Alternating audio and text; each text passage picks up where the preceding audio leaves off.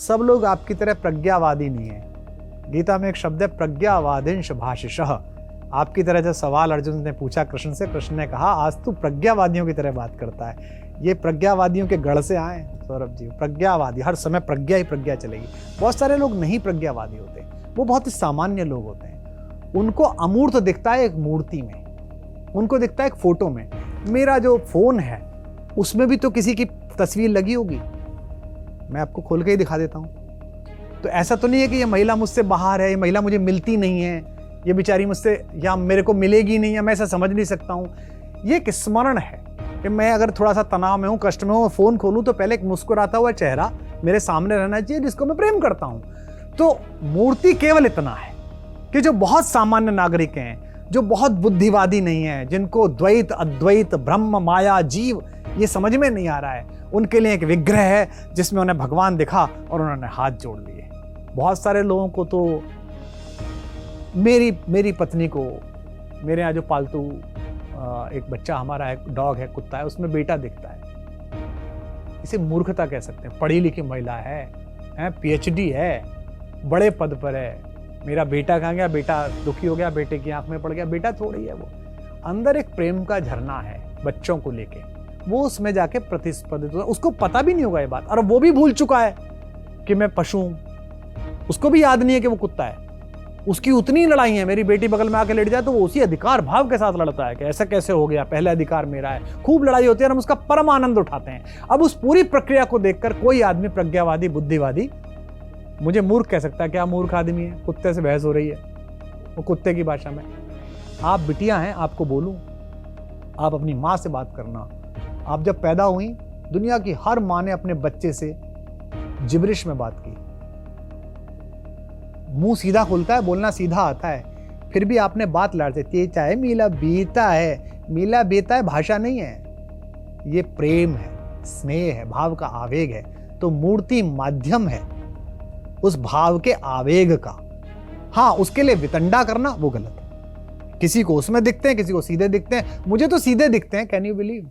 नमस्कार सर, आपको अभी हमने हाल फिलहाल में, सबसे पहले मेरा जब आपका परिचय हुआ था मेरा, तब मैंने आपकी वो कविता सुनी थी, कोई दीवाना कहता है। और वो एक तब का साल था और एक आज का साल है जब मैं आपको एक अध्यात्म के क्षेत्र में देख रही हूँ।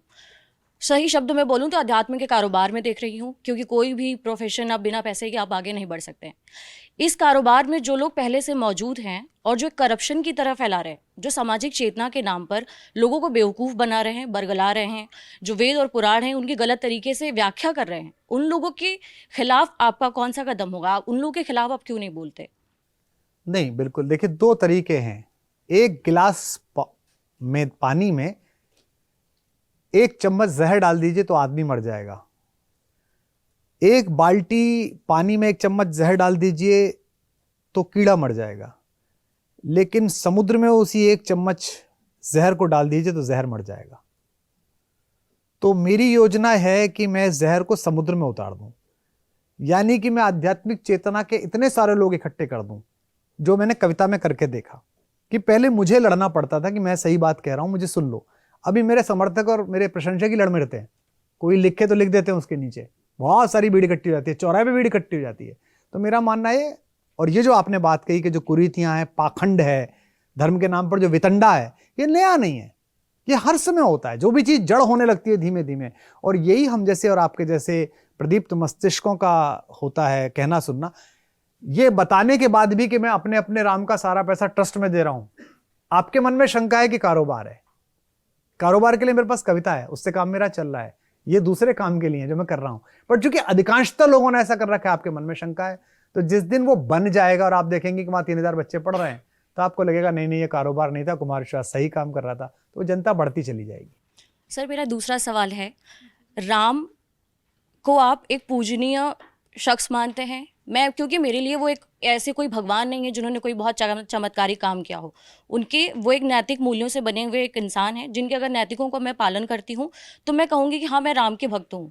लेकिन ये एक तरीके का जो माइंडसेट बनाया जा रहा है कि राम की मूर्ति बना दी गई है, पूजा किया जा रहा है, क्या आप भी उस पूजनीय धारणा को मानते हैं या फिर उस नैतिकता वाले राम को मानते हैं? पहली बात तो कि राम की पूरी अवधारणा में राम ने कोई चमत्कार नहीं किया, उन्होंने कोई दैवीय कार्यक्रम नहीं किया।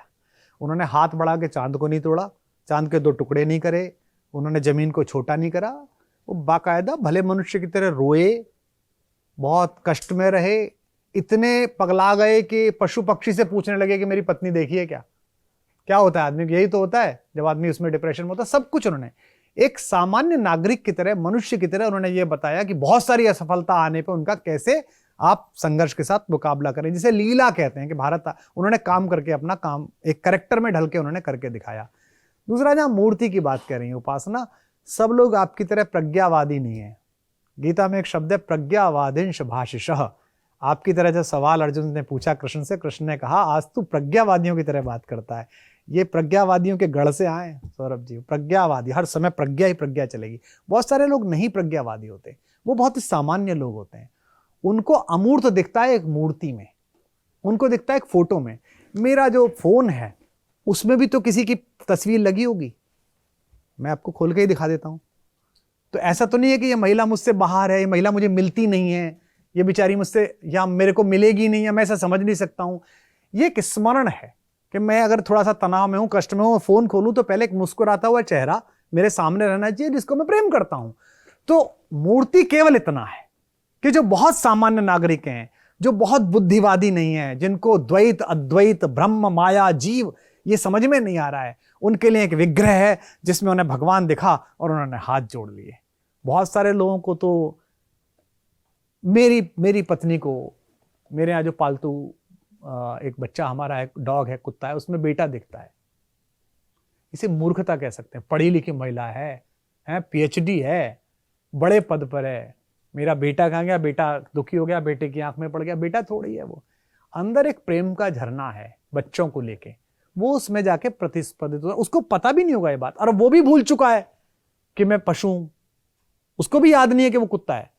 उसकी उतनी लड़ाई है, मेरी बेटी बगल में आके लेट जाए तो वो उसी अधिकार भाव के साथ लड़ता है कि ऐसा कैसे हो गया, पहला अधिकार मेरा है। खूब लड़ाई होती है और हम उसका परम आनंद उठाते हैं। अब उस पूरी प्रक्रिया को देखकर कोई आदमी प्रज्ञावादी बुद्धिवादी मुझे मूर्ख कह सकता है। क्या मूर्ख आदमी है? कुत्ते से बहस हो रही है, वो कुत्ते की भाषा में।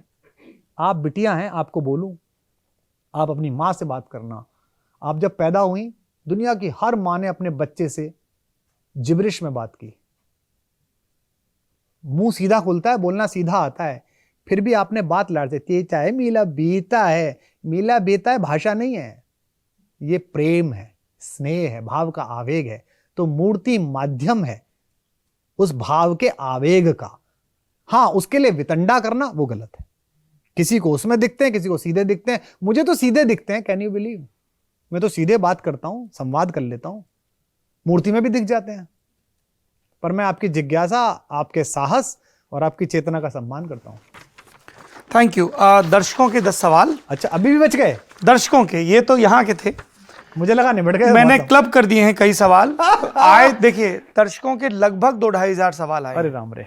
पर आपकी सहूलियत और आपके समय का इसका मैं एक उत्तर देता हूं। जब हम 15 में हमने सरकार बनाई तो 16 में हम लखनऊ जा रहे थे। तो जब हम एयरपोर्ट पे बस में चढ़े तो मेरे साथ 4 नेता थे। उनमें 2 सत्तासीन पार्टी के थे, एक प्रदेश की पार्टी का था बड़ा जिसकी सरकार चल रही थी, और एक विपक्ष में जो हमारी कांग्रेस है उसके थे। तो कुछ जो बस में लोग चढ़े वो मुझसे बहस करने लगे, कुछ कॉम्प्लीमेंट देने लगे, कुछ हमारी सरकार को लेकर टिप्पणियां करने लगे। क्या विश्वास जी, आपने तो ये कहा था, अब तो ये हो रहा है। ऐसी बातें वो लोग मुझसे करने लगे। तो मुझसे एक आदमी ने बोला, उनमें से एक नेता ने, देखा जनता आपसे कितनी नाराज है। तो मैंने कहा नहीं। बोले देखो, हमसे किसी से कुछ नहीं कहा। मैंने कहा नहीं, वो आपसे ऊब चुके हैं। उन्हें पता है कि ना तो आप प्रश्नों के उत्तर देने लायक हैं, ना आपसे पूछ के कुछ हासिल होगा। उन्हें मुझसे उम्मीद है कि वो मुझसे पूछ रहे हैं जी। इसलिए सवाल थोड़े ज्यादा हो जाते हैं, मुझे पता है, पर ये कुछ ज्यादा ही हो गए। 4 लोगों का प्रश्न है। नीतीश ने कहा कुमार विश्वास का राजनीतिक वनवास चल रहा है, क्या वो राम की तरफ इसलिए लौटे ताकि राजनीतिक प्रासंगिकता की ओर लौटे? अंशुमान ने कहा सबके अपने अपने राम, कुमार के भी होंगे, कुमार के राम भाजपा के राम से कितने अलग हैं? प्रफुल्ल ने कहा क्या इस देश में राम के नाम का प्रयोग नीति में कम राजनीति में ज़्यादा हो रहा? और दीक्षा ने कहा विश्वास सर को अपने अपने राम की सुंदर पहल के लिए आभार, लेकिन मेरा सवाल ये है कि जिस राम कथा को कह रहे हैं उसमें राम जी ने राज्य को त्याग दिया बिना किसी मोह के, फिर क्यों विश्वास हर मंच पर आज भी पद के ना मिलने का अफसोस जताते हैं? या फिर राम कथा और राज्य दोनों अलग हैं? नहीं, पहली बात तो अफसोस मैंने कभी नहीं जताया। जिस क्षण वो निर्णय हुआ उस क्षण का वीडियो देख लिया, मुझे तब भी अफसोस नहीं जताया, क्योंकि मैं ये मानता हूँ, मेरी पंक्ति भी है, एक गीत में मैंने लिखा है कि चल रहे हैं हम कहाँ कब दोनों मिलेंगे, और गति नियति दोनों पता है उस विधाता के हृदय को, मार्ग का हर पग हमारी वास्तविकता बोलता है। यानी कि मुझे जहां वो ले जा रही है नियति, इसका मतलब इससे बेहतर ले जा रही होगी। मैं सदा ये मान के चलता हूँ, आज भी मान के चलता हूँ। मैं अपने कैरियर में फेल हुआ तो मैं कवि बना, मैं पहले प्रेम में फेल हुआ तो मेरी कविता में स्पंदन आया, और अगर आज तथाकथित रूप से फेलियर माना जा रहा है तो इसका मतलब कुछ मुझसे बड़ा कराया जा रहा है, मुझे किसी बड़े निमित्त के लिए नियति ने रख दिया है। तो पहली बात तो ये बिल्कुल अलग बात है। दूसरा, हारे को हरिनाम नहीं है, क्योंकि जिसने भी मेरे कैरियर का अध्ययन किया उसे पता होगा कि राम पर मेरा पहला वीडियो जो वायरल हुआ वो 2016 का है, जो मैंने सबसे पहली बार इस विषय पर बोला था, जबलपुर में मानस मंदिर में। मानस मंदिर में। तो 16 या 17 का, यानी कि तब तक मैं प्रासंगिक पूरी तरह से बना हुआ था। और प्रासंगिकता कैसे होती है, क्या सत्ता प्रासंगिक होती है? एक व्यक्ति ने मुझे कहा कि, बड़े नेता ने मुझे कहा कि राजनीति में आप अप्रासंगिक हो। तो मैंने उससे बोला कि भाई आपके सबसे बड़े नेता कितनी सभा करते हैं साल में? तो बोले 150। मैंने कहा सैंपल साइज कितना है? बोले 25,000, क्योंकि कहीं 5,000 भी होते हैं, कहीं 1 लाख भी होता है। मैंने कहा मैं 200 करता हूं और सैंपल साइज 50,000 है। पूरे देश में मैं 200 रात जागता हूं, उनमें एक 5 स्टार होटल की लॉन्ज में बैठे हुए 500 आदमी भी हैं और कोटा के मेले के 1.5 लाख आदमी भी हैं। और 1.5-2 घंटे में मैं पूरी कविता नहीं पढ़ता हूं, मैं सामाजिक राजनीतिक टिप्पणियां ही पढ़ता हूं। मैं अपना थॉट बताता हूं कि मैं क्या सोचता हूं और उससे समझता हूं। तो ट्रैक्टर तो मैं चला ही रहा हूं। आप अभी से क्यों चिंतित है कि बीज कब बोया जाएगा, फसल कब कटेगी, क्या होगा? ट्रैक्टर तो चल रहा है ना, चेतना में बात तो चल रही है। तो इसलिए मैं उनके इस सवाल से असहमत हूं कि अप्रासंगिकता नहीं है। आप समझ सकते हैं कि प्रासंगिक तो कभी भी हुआ जा सकता है। जो आपने पहला सवाल पूछा था कि किन के ऑफर रहते हैं और कैसे ऑफर रहते हैं, महत्वपूर्ण बात है कि एक बार करके देख चुका हूं। मेरा कहना है कि मुझसे कोई ऐसा काम देश कराए, समाज कराए, जिससे देशातीत फायदा हो, कालातीत फायदा हो, तो ठीक है। अदरवाइज केवल बने रहने के लिए बने रहना, वो नहीं बने रहना। कुमार विश्वास के राम और भाजपा के राम में फर्क पर भी एक सवाल है। पार्टियों के राम क्यों होने चाहिए मुझे समझ में नहीं आता है। मेरे राम सत्र में जो कौशाम्बी में हुआ था, कौशाम्बी महोत्सव में, उस समारोह का उद्घाटन करने देश के गृह मंत्री जी गए थे, मुख्यमंत्री जी और दोनों उप मुख्यमंत्री मंच पर थे। अभी मैं सबसे अंतिम जो कथा करके आया हूँ 2-3 दिन का अपने अपने राम, रायगढ़ में, वहाँ मुख्यमंत्री श्रोता दीर्घा में, छत्तीसगढ़ में बैठे हुए थे। तो मुझे लगभग सभी बुला लेते हैं, सभी के यहाँ जाता हूँ मैं। उसमें से बहुत सारी बातें उन्हें अनुकूल लगती हैं, बहुत सारी बातें प्रतिकूल लगती हैं। तो अब उनके ऊपर है। राम तो तभी तो मैंने कहा है कि सबके राम है, अपने अपने राम है, उनके अपने हैं, इनके अपने हैं। पंकज प्रखर का सवाल है, आप साहित्य के विद्यार्थी रहे, प्रोफेसर, कवि, लेकिन मुख्य धारा की कविता से आपका इतना दुराव क्यों? कभी भी आप अपने साहित्यिक रचनाक्रम में समकालीन कविता को लेकर प्रयास नहीं करते, या आप उस परिदृश्य से अपरिचित हैं? कोई खास प्रतिबद्धता है? नहीं, मैं समकालीन सारे जो मुख्य धारा के मित्र हैं उनका बहुत सम्मान करता हूं, और मुझे इस बात पर प्रसन्नता है कि उनकी कविताएं शायद ही उनके किसी पाठक को इतनी याद हो जितनी मुझे याद है। लेकिन मैं कभी उनका उल्लेख नहीं करता। उसका कारण भी है कि लोकप्रियता अपने साथ कष्ट लाती है। अगर मैंने कई कवियों का उल्लेख कर भी दिया है, कई बार बिना नाम के हो गया, कई बार ये सोच के कि नाम तो पता ही होगा, इतनी बार लोगों को नाम बताया है तो 5वीं बार में रट गया होगा, तो उपद्रव मच गया, या मुझे उनका भरोसा नहीं है कि कल वो मुझे कब गाली देने लगे। इसलिए मैंने तर्पण में समकालीन कवि अगर लिए तो वो लिए जो दिवंगत हो गए, अज्ञेय, मुझसे कहने नहीं आएंगे अज्ञेय। वरना अज्ञेय से कहवाया जा सकता है कि राम पर बोलता है, ऐसा आदमी चाहिए नहीं मुझे, मैं तो अपनी कविता का, तो कल को मैं ये अज्ञेय की नाराजगी ले लूं। तो आज के बहुत सारे कवि हैं जो मुझे बहुत पसंद है। ऐसा समकालीन साहित्य की कोई पत्रिका नहीं है जो मेरे घर नहीं आती हो। मैं उन पत्रिकाओं का नाम लेके भी उन्हें अप्रासंगिक और अप्रासंगिक नहीं करना चाहता। मैं सब मांगता हूं, सबको पढ़ता हूं, सब पर दृष्टि रहती है, सबसे संवाद भी होता है, लेकिन मैं उन्हें सार्वजनिक जीवन में कोट इसलिए नहीं करता कि मैं उस रचना के सौंदर्य के पीछे छिपा हुआ जो लेखक है उसकी राजनीतिक और खेमे की प्रतिबद्धता नहीं जानता, और मैं कोई रिस्क नहीं लेना चाहता कि मैं अपनी लोकप्रियता का एक हिस्सा उन्हें दान देके उस वितंडे में फंसूं। वो मुझ पे लिखें, मैं उन पे लिखूं, वो ठीक है, वो अपना काम करते रहे, मेरा उनका सम्मान है। हमें वो सम्मान नहीं देते तो उसमें कोई प्रॉब्लम नहीं है। पीएचडी 4-5 विश्वविद्यालयों में हो रही हैं। हर बच्चे का एक ही कहना होता है कि पीएचडी टॉपिक जब आप पे रखा तो अंदर बहुत लड़ाई हुई। आप इतने बड़े विश्वविद्यालय के विभाग के अध्यक्ष हैं और एक बच्चा लेके आया है कि कुमार विश्वास की कविताओं की समकालीन प्रासंगिकता, और आप कह रहे हैं इस पे क्या पीएचडी होगी? अबे यही तो पीएचडी होगी। बाद में ये लिखवा लेना कि प्रासंगिक नहीं था, पीएचडी तो करने दे। पीएचडी का तो मतलब ही है कि पीएचडी होगी, या तुम पहले से तय कर चुके हो कि प्रासंगिक ना हो जाए। फिर दूसरा बोला, कोई दीवाना कहता है कि अलावा उन्होंने क्या लिखा है। अरे भैया, उसी राजकमल से, उसी वाणी से मेरी किताब छपी है, ले उठा के पढ़ ले। पीएचडी छपी है वाणी से, उसे पढ़ ले। पर उसे पढ़ना नहीं है। वो मूलतः मुझसे इसलिए नाराज नहीं कि मेरी कविताएं कैसी हैं, वो मूलतः मेरे कवि हो जाने के अतिरिक्त जो काम है, लोकप्रियता है, यश है, समृद्धि है, ऐश्वर्य है, इससे नाराज है। तो इसलिए जो प्रखर का सवाल है, मेरे मन में भी आता है कि कोई ऐसा मंच हो कि वो भी आके बैठे, हम भी आके बैठे, मैं उनका सम्मान करूं कि क्या बढ़िया बात कही है इन्होंने मुझे। और वो मेरे मित्र भी हैं उनमें बहुत सारे लोग, पर नाम लेने से समस्या हो जाती है कि उनका आज नाम ले लो, आज वो सहमत हैं, कल आपने कोई टिप्पणी करी किसी बात पर, उन्होंने फिर आपके खिलाफ टिप्पणी करी, और उस नाम लेने का जो लाभ उन्हें मिला था उसका उपयोग दुरुपयोग करा। तो इसलिए थोड़ा बचता हूं। गुंजन सिंह का सवाल है कि जरा दर्शकों को कवि सम्मेलन की अर्थव्यवस्था समझा दीजिए। 20-25 लाख तो कुमार विश्वास लेते होंगे, बाकी कवियों को कितने लाख मिल जाता है एक रात में कविता पढ़ने का? मेरा कहना यह है कि लल्लन 20-25 लाख ठीक है। हाँ, लल्लन टॉप को और इंडिया टुडे को मुझे लगता है कि देश के इतने बड़े संस्थान पर एक कवर स्टोरी करनी चाहिए जी, जिसका नाम होना चाहिए बाजार की कविता और कविता का बाजार। जी, मैं आपको बायलाइन भी देके जा रहा हूँ जी। इसको लेके एक पूरी स्टोरी करनी चाहिए। आयोजकों से बात करनी चाहिए कि कितने पैसे देते हो, तंबू कितने का लगता है, फिर बाद में जो आता है मटेरियल, इसकी मिल्किंग कैसे होती है। ये $20,000 कैसे कमाता है, $30,000 कैसे कमाता है एक वीडियो, फिर ये कैसे बढ़ता है, कवि को कितना जाता है, बनाने वाली कंपनी को कितना जाता है, पूरा अर्थशास्त्र है। पर इसकी तरफ निगाह किसी की नहीं है। तो मैं आपको बल्कि एक विषय देके जा रहा हूं कि आप इनकी जिज्ञासा 1 पेज नहीं 15-20 पेज में शांत करिए जी, जिनमें मैं भी अपना इंटरव्यू दे दूंगा, अपनी टिप्पणी दे दूंगा। आपको जान खुशी होगी कि ये 2-4 दिन पहले ही लगभग इसी मयार की एक story India today Hindi magazine के लिए असाइन की गई है, जिसमें ये मंच की कविता, स्लैम पोइट्री, बड़े बड़े OTT प्लेटफॉर्म्स पे जो कविता के अलग अलग माध्यम आ रहे हैं, तो इनकी अर्थव्यवस्था भी समझी जाए और इनका प्रभाव क्षेत्र भी समझा। इनका प्रभाव क्षेत्र तो अद्भुत है। पार्टियां इस्तेमाल कर रही हैं। जिस भी प्रदेश में कवि सम्मेलन वो आता है, चुनाव आता है, देखिए वहाँ कितने कवि सम्मेलन होते हैं जी, और उन कवि सम्मेलन में जाने वाले कवियों के उद्बोधन और नीचे बैठे हुए लहला के हाथ हिलाते हुए मुख्यमंत्रियों के और प्रदेश के अध्यक्षों के चेहरे बता देते हैं कि क्या बोला जा रहा है और क्या कहा जा रहा है। उनको तो साफ पता चल जाता है। इस पर करिए स्टोरी। जी बिल्कुल।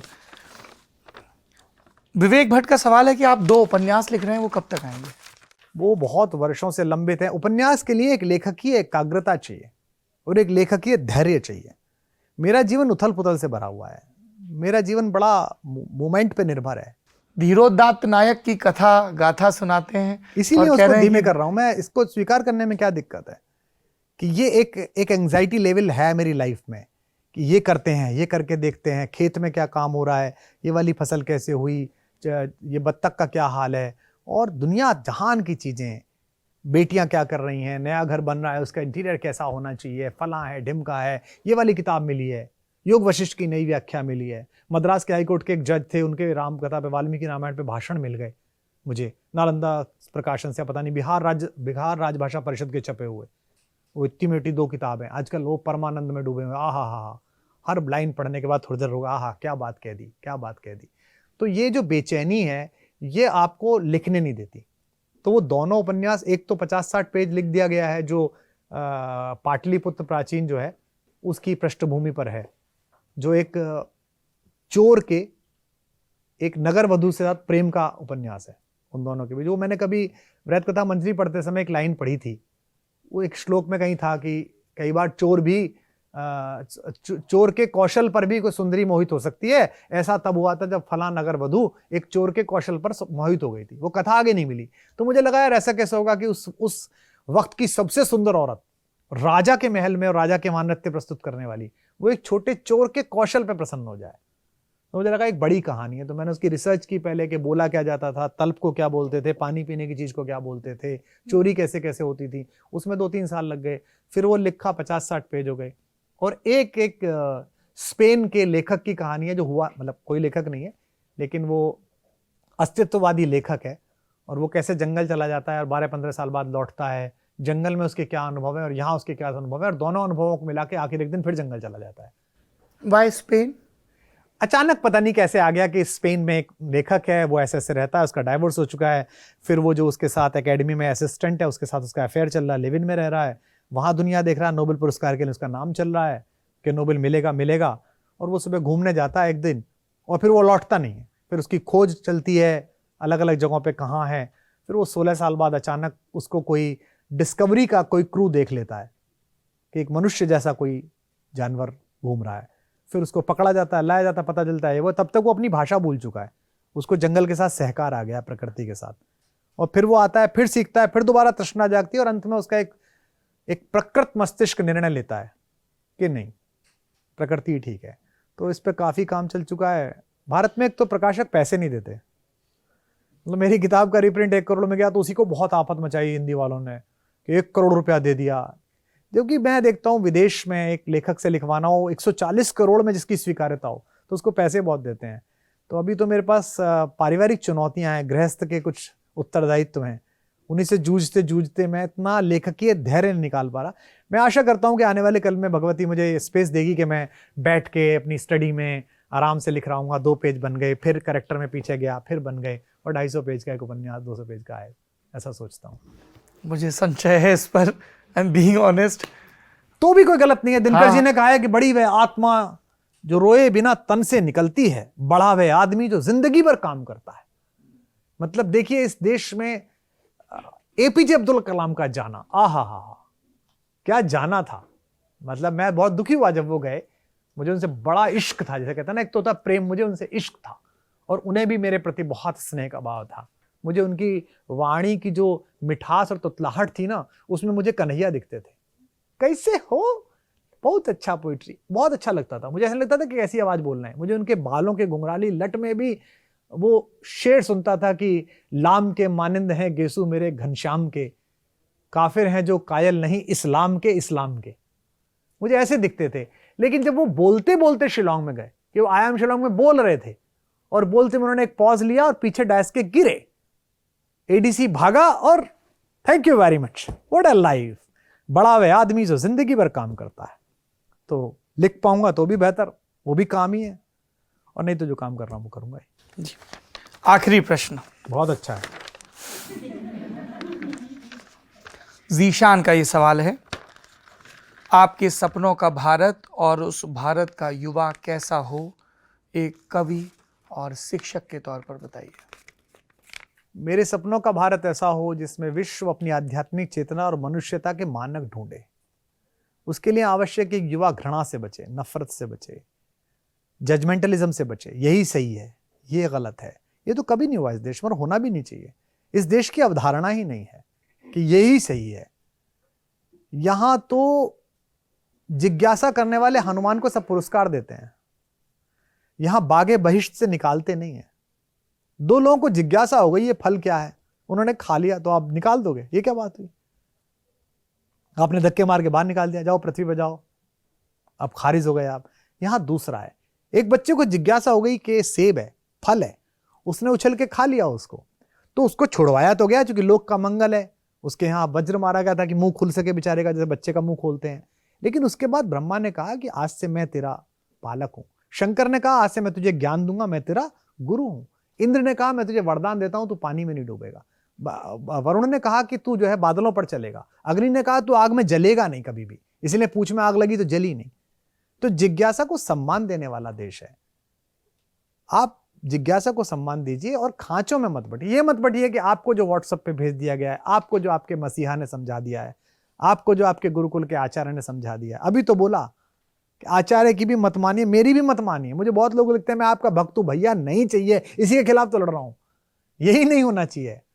उक्तम अनुक्तम दुरुक्तम च वार्तिक, इसकी समीक्षा करिए। तो मैं जीशान से यही कहना चाहता हूं कि मैं उसी भारत का निर्माण जीशान करना चाहता हूं जहां तुम और मैं एक स्वर में ये बोल सकें कि हम दोनों के सामने पवित्र कुरान और श्रीमद् भगवत गीता और संविधान के बीच चुनने का अवसर आएगा जीशान, तो तुम भी संविधान को चुनोगे और मैं भी संविधान को चुनूंगा। अगर तुम्हें 2 सेकंड लगते हैं तो तुम अपराधी और 3 सेकंड मुझे लगते हैं तो मैं महा अपराधी।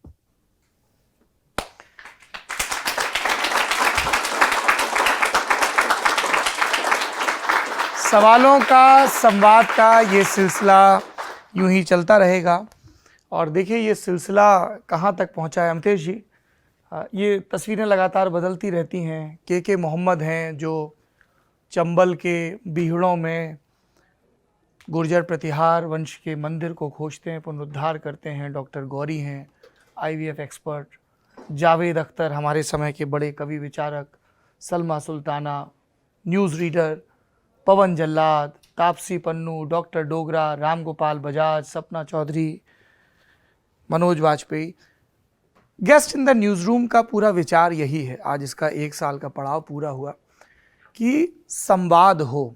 हम अपने सवालों, अपने संशयों, अपने कौतुकों के साथ विद्वानों के पास जाएं जिन्होंने अलग अलग धज में अलग अलग ढंग से दुनिया को देखा है, संवारा है, और जो उपनिषद के प्रसंग होते हैं उनको पूर्ण करें, पूछें, सुने और गुने। और ये सिलसिला यूं ही चलता रहेगा। कुमार जी आपने इतना समय दिया, बहुत धन्यवाद आप।